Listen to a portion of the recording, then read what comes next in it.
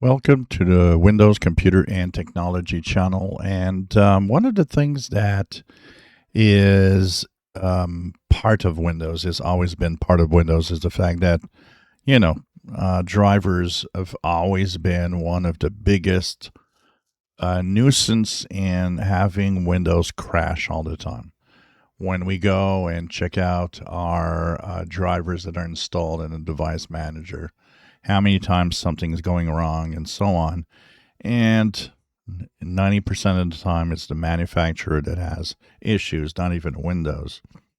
So, Microsoft, of course, has defined something new as the Driver Quality Initiative.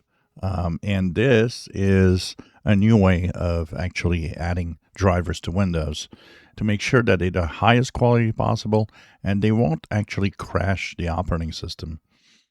And we need this push, and we need that push to be really strong because this week and this month, actually, the problems that some gamers are having with the RGB lighting devices is purely a driver issue. It's a driver that finally has a problem with the update that was done. And this could be avoided if driver quality was better and always assessed as being the top of the quality we need, because we just have too many crashes due to drivers and bad drivers all the time.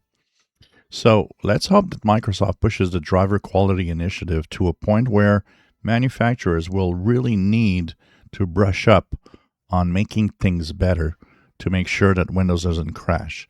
If we would remove driver crashes and bad software crashes, I would bet you that, you know what, we wouldn't even talk, we would probably never even talk about how, Windows crashes all the time, which is a topic. It's a big topic.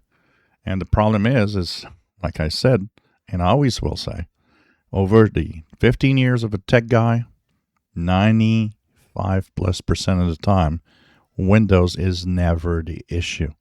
It's third-party software, it's drivers, it's manufacturers being really bad at programming and sending out code that should never have gone to Windows in the first place.